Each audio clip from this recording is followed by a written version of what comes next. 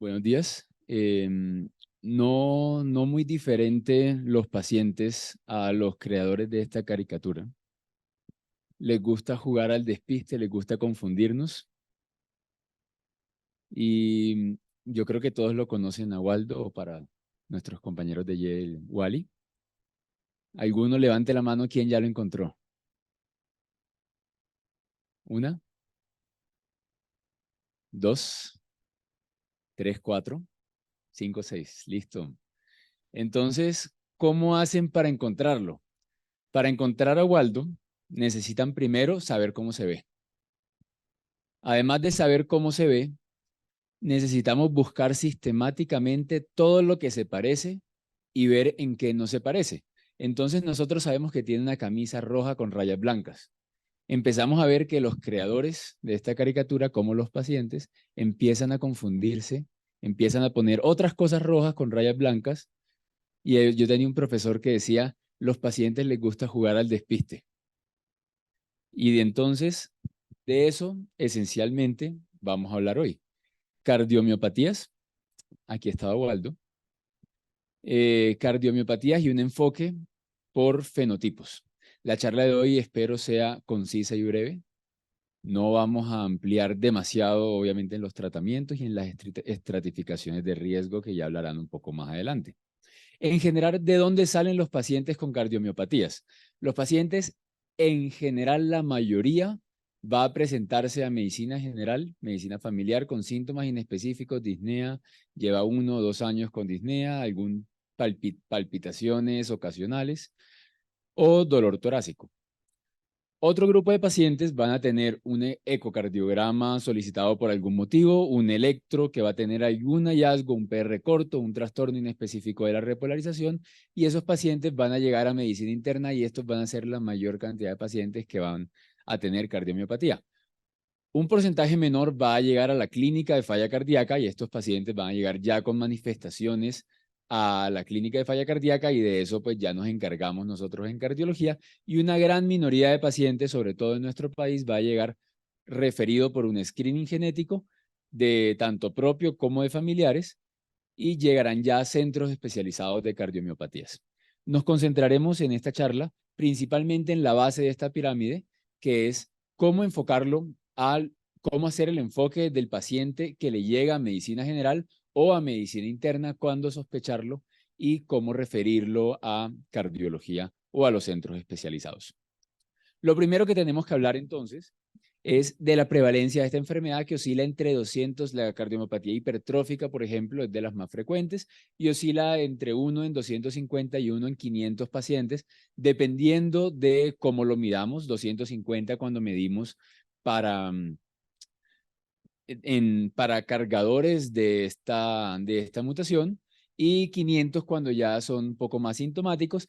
Y lo que quiero que vean no es tanto la prevalencia de esta enfermedad en la población general, sino la prevalencia de otras enfermedades. Miremos en hipercolesterolemia familiar. Muy similar la prevalencia a la de cardiomiopatía hipertrófica, sin embargo, de hipercolesterolemia familiar hablamos muchísimo más que de cardiomiopatías.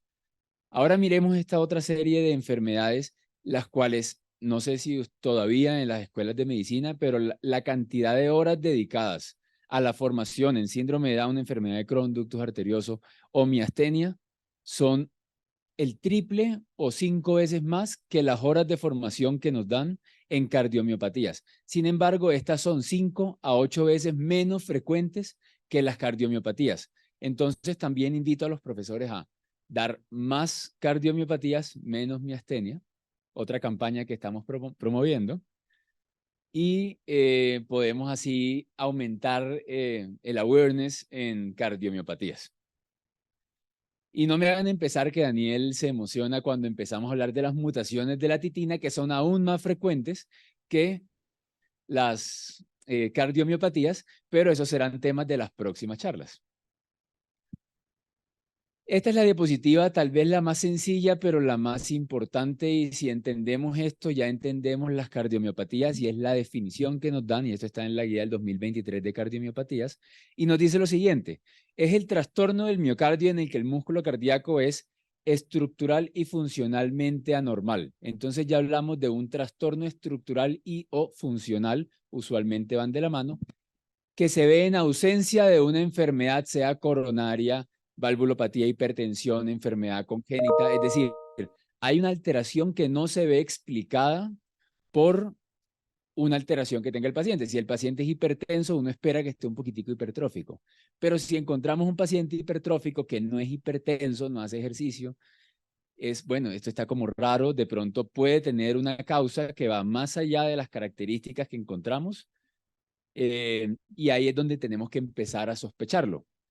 Y esta alteración debe ser suficiente para causar pues la anomalía cardíaca observada. Es decir, si un paciente lleva hipertenso 2 años o tiene 30 años y es hipertenso, pero no lleva suficiente tiempo expuesto a esta hipertensión para estar tan hipertrófico, entonces tenemos que pensar que hay una desproporción entre la enfermedad que tiene y la manifestación estructural que está presentando. Eso es lo esencial. Ahora les hablo de dermatología, porque yo cuando roté en dermatología, a mí no me gustaba mucho dermatología, y yo me di cuenta muy temprano en dermatología que yo no tenía que estudiar dermatología. Yo lo único que necesitaba para pasar la rotación era saber describir muy bien las cosas. Entonces yo sabía que si yo decía, no, doctor, es que tiene una lesión, un parche asimétrico de 5 centímetros de bordes irregulares bien definidos, pigmentado heterocrómico, localizado en el pie derecho, sonaba tan bonito, tan bien organizado que el doctor decía, ah, claro, pues un melanoma. Y yo decía, claro, doctor, un melanoma. Y listo, ya se enfocaba bien porque los dermatólogos tienen un enfoque muy sistemático, y si hacemos ese enfoque muy sistemático, a cualquier persona que se lo contemos, esa persona enseguida va a entender de qué enfermedad estamos hablando. Y este enfoque en dermatología es morfología, tamaño, bordes, después de los bordes viene color, y por último síntomas. ¿Cómo pensamos en dermatología? Nosotros organizamos estos elementos, y depende de cómo se nos alineen esos elementos, nosotros vamos a poder llegar a un diagnóstico. No muy diferente, los invito a pensar de esta manera en la cardiología y en general en las cardiomiopatías. Vamos a tener los elementos de las cardiomiopatías donde el eje va a ser la estructura y es lo que nos va a empezar a guiar en el fenotipo. Luego la función, y es cómo está la FEBI, los trastornos de conducción, si tiene síntomas, y los trastornos genéticos donde puede o no tener genética y puede o no tener antecedentes familiares, que los incluyo dentro, pues el familiograma del cual ya nos hablarán, dentro de los trastornos genéticos. La estructura la vamos a dividir a grosso modo en 4, que son cardiopatías normales, que no tienen ningún trastorno estructural, que tienen hipertrofia, que van a ser la mayoría, seguido de los dilatados, que van a ser pues los segundos en frecuencia, los restrictivos, que van a ser los menos frecuentes. Sobre la función, ya dijimos disminuida, preservada o moderadamente disminuida. Trastornos de conducción, fíjense que no le coloco lineecitas porque pueden coexistir en un mismo fenotipo, de tal manera que habrá que recoger todos los posibles. Los síntomas que varían, pero principalmente la mayoría van a ser disnea, síncope, palpitaciones y dolor torácicos, y ahí incluyo también las manifestaciones extracardíacas. Cuando tenemos un paciente, este paciente, pues vamos a poder alinearlo y vamos a ver, depende de cómo se alinee este paciente, vamos a tener en este caso un cuadro restrictivo. Entonces vamos a decir, es un paciente con un fenotipo restrictivo, que eso lo vamos a saber por el eco. Tenemos una FEBI preservada, entonces un fenotipo restrictivo con una FEBI preservada con bajo voltaje, y en este caso tiene manifestaciones genéticas. Uno empieza a ver, bueno, ¿será que tiene una amiloidosis en una fase inicial que está comportándose como restrictivo? Que eso no es importante en este momento de la presentación, pero la idea es ir pensando en cómo este rompecabezas se me va a ir armando en lo que yo llamo el aguacate de las cardiomiopatías. Para poder reconocerlo, dijimos que lo más importante es saber cómo se ve. Y para saber cómo se ve, yo trato de no botarles demasiados datos, pero hay que recordar unos datos muy puntuales de cada cardiomiopatía. De la hipertrófica son dos. El primero es 13 milímetros o 15 milímetros de grosor septal. 15 milímetros en pacientes que son hipertensos no deben subir de 15 milímetros. En esos casos lo sospecha. En pacientes que son jóvenes con antecedentes familiares, 13 milímetros ya es suficiente para sospecharlo.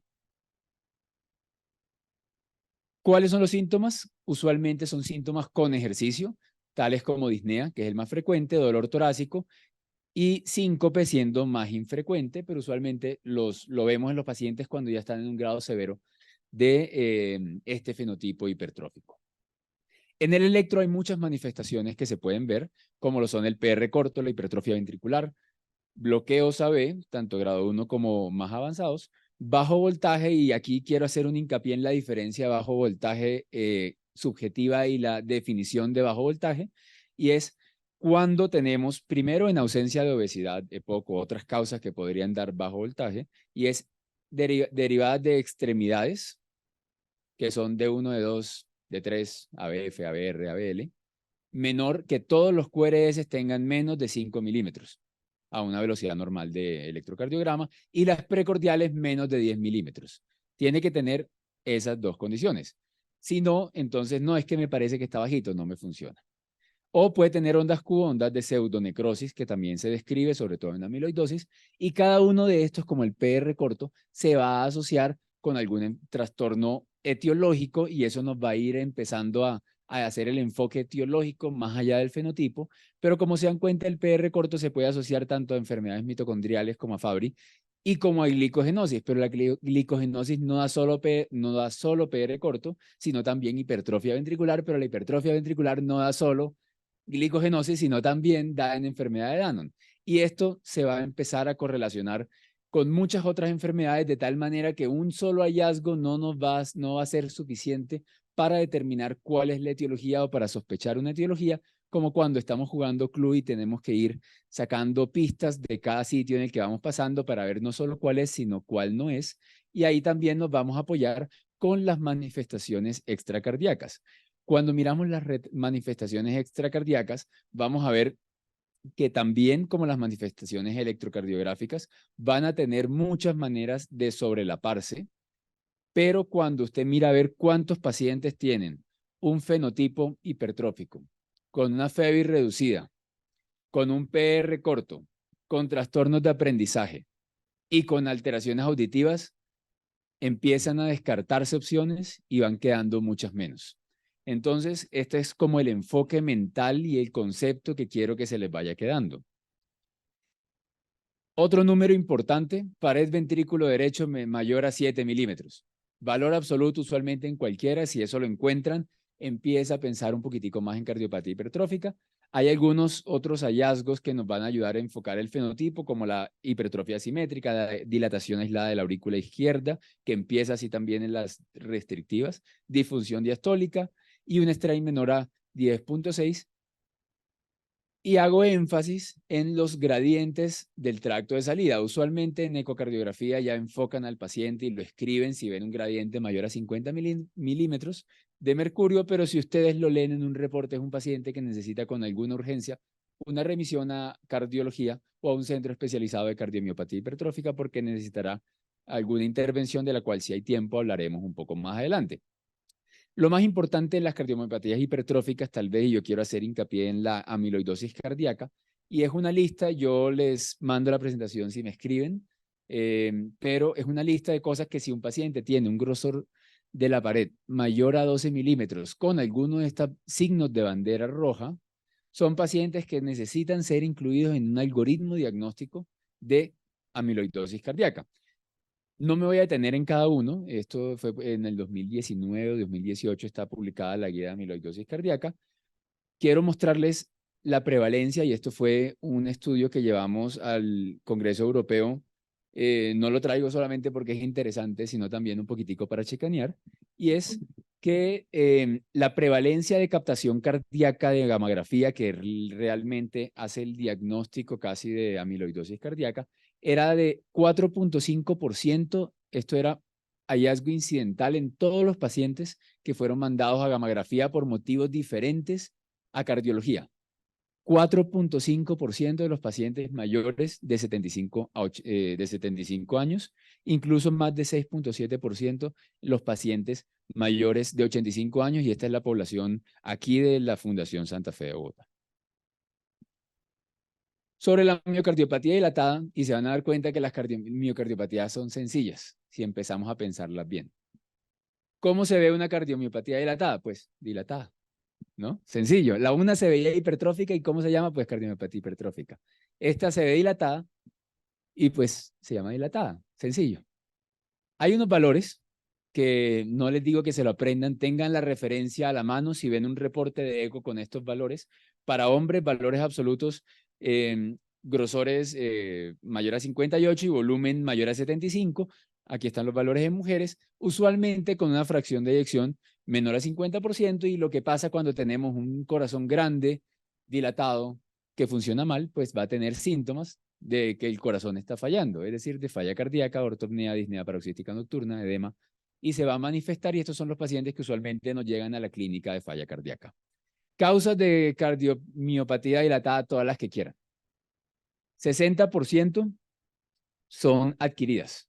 Quiero resaltar dentro de las causas adquiridas el VIH, tenemos enfermedad de Chagas, tenemos cardiomiopatía alcohólica, que no la pensamos, pero es muy frecuente en pacientes jóvenes, miocarditis y drogas antineoplásicas, que ya son un capítulo nuevo en la cardiología, que es pues la toxicidad por quimioterapia, o cardiotoxicidad.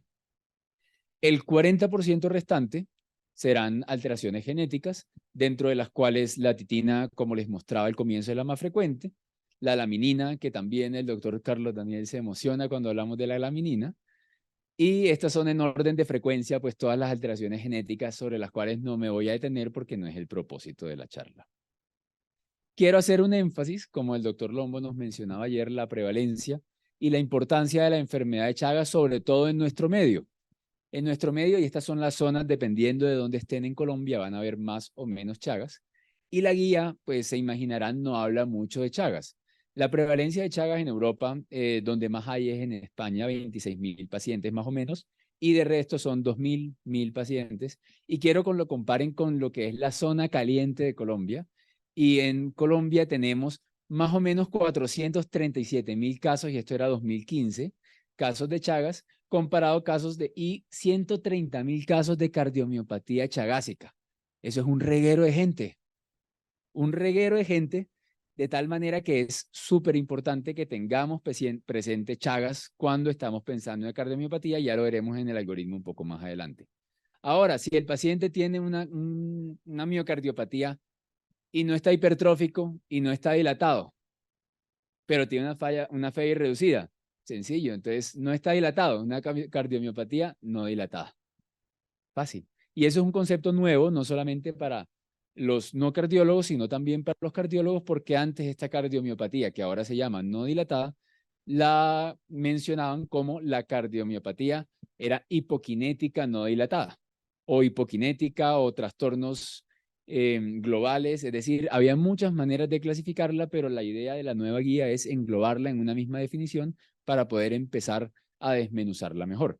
¿En qué se caracteriza? Se caracteriza principalmente en tener una FeBI reducida, que antes se decía menor a 45%, ahora menos de 50%, con cicatriz no isquémica. Esos son los dos elementos esenciales de la definición, que puede o puede no tener trastornos segmentarios o una hipoquinesia global. La mayoría son asintomáticos, algunos pueden tener disnea, y el enfoque será más o menos de la siguiente manera. Y aquí vamos recogiendo todo lo que ya vimos. Decimos que es un paciente que tiene palpitaciones, tiene un antecedente de familiar de muerte súbita, tiene un ventrículo que no está dilatado, tiene unas alteraciones que podríamos decir chimbas en el electro, que probablemente la gente no les prestaría mucha atención, un trastorno leve de la conducción intraventricular, y algunas extrasístoles, que 200 extrasístoles, para los que estuvieron en la charla del doctor Mora ayer en la tarde, se darán cuenta, no es particularmente mucho, y mucha gente las tiene. Sin embargo, cuando miramos en conjunto al paciente, es un paciente en el que decimos, bueno, tiene palpitaciones, tiene extrasístoles, tiene antecedentes de muerte súbita, tiene un eco que no es particularmente del todo normal. Entonces hay que empezar a pensar en qué cardiomiopatía puede tener. Puede que no tenga ninguna, pero pensarlo es donde está la clave en este tipo de enfermedades. Los paraclínicos, y esto es una guía práctica para los que nos están viendo, hay una serie de paraclínicos de primer nivel que recomienda la guía europea. Y ustedes dicen, no, pero es que ¿cómo me voy a aprender todo eso? Pues yo se los simplifico un poquitico más. En general, todos comparten lo que está en rojo, está para todo el mundo. Entonces, si usted le pide lo que está aquí en rojo, una troponina, un BNP, incluso yo le metería hemograma, se lo colocaría en rojo también, nadie les va a decir nada y es lo mínimo que le tenemos que pedir a un paciente que tiene cualquier sospecha de cardiomiopatía o cualquier sospecha de una enfermedad cardiovascular no identificada.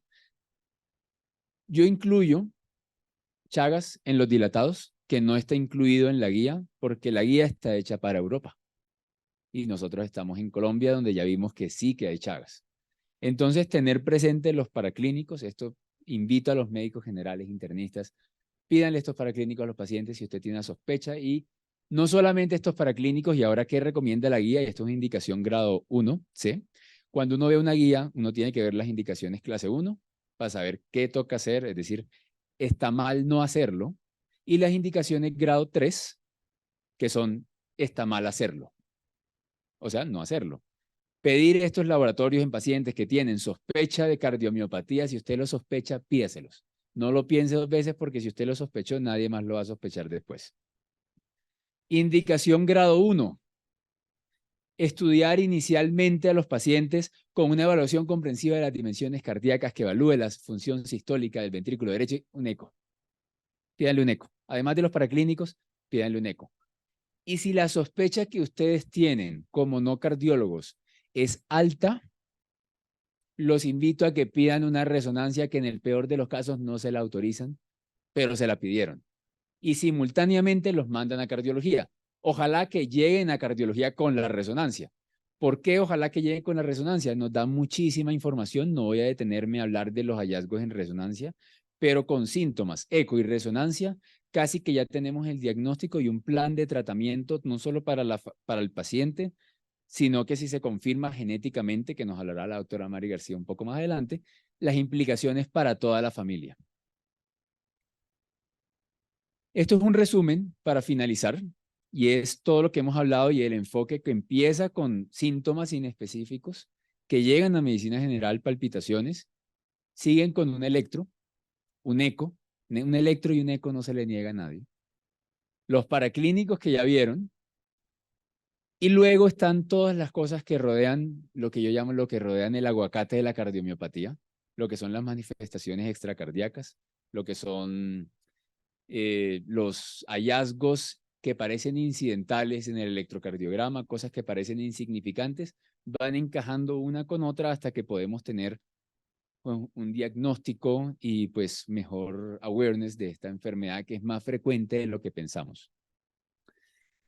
No solamente tiene implicaciones pues, para el diagnóstico, pero solo con el fenotipo, sin el diagnóstico etiológico, ya sabemos que tenemos tratamientos dependiendo de en qué categoría de riesgo esté. Quiero que se queden sobre todo aquellos que hacen práctica de medicina general o medicina interna, y es que los pacientes con un fenotipo hipertrófico o con amiloidosis que tengan fibrilación auricular, todos los pacientes se anticoagulan. Es que me dio 0 el chatback, se anticoagula. Es que me dio 1 y es que se anticoagula.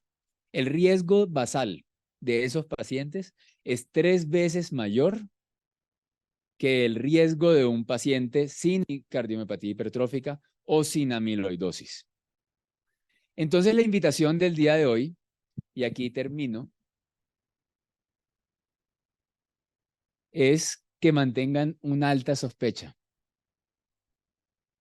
La clave, así como son buenos en otros aspectos de la vida para mantener una alta sospecha, en la cardiomiopatía, sobre todo es importante siempre estar pendiente a esas pequeñas claves, a esas pequeñas pistas que nos van dejando los pacientes, porque, como este joven aquí, siempre van jugando al despiste.